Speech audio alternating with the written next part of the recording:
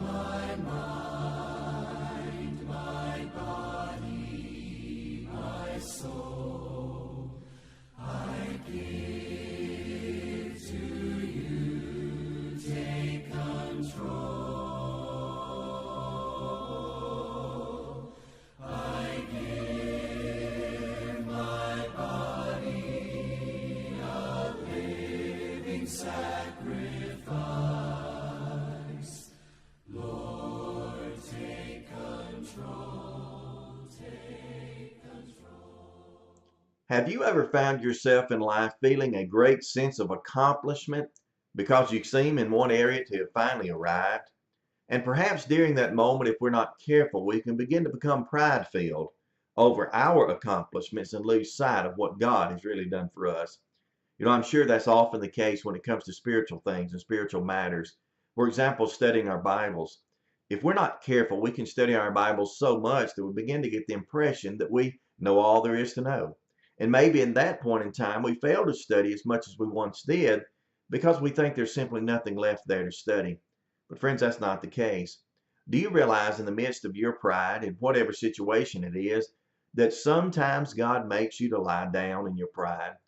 The psalmist told us in Psalm 23, verses 1 and 2, two very common scriptures among all of us. But there he wrote and said, "The Lord is my shepherd, I shall not want." But the next phrase there in verse 2 says, "He maketh me to lie down in green pastures."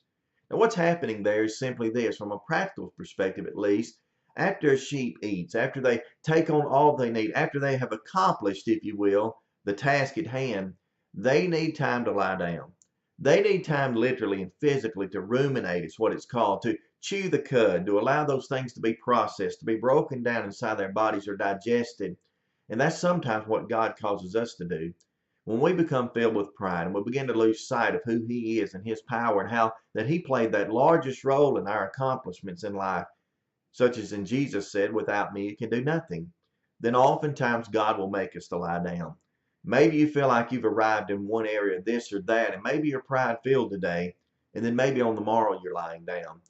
Don't get disgusted. Don't be discouraged by that. Don't blame God. Don't point the finger at God and say, "Well, God, I could continue to go on, or I could make better things in life if you'd only allow me." No, lay down in that moment as God has made you to do. Focus upon Him and allow yourselves to rise up again to continue to walk in this life. Friends, I encourage you today, when you find yourself in the lowest moments of life, whether concerning your health or your wealth or your happiness in life, situations and relationships oftentimes can make us lie down. Be willing to look toward God. Look toward Him and allow Him to raise you up again as you study His Word and you're restored into His fold. This has been your Daily Dose, and I pray that you'll be encouraged.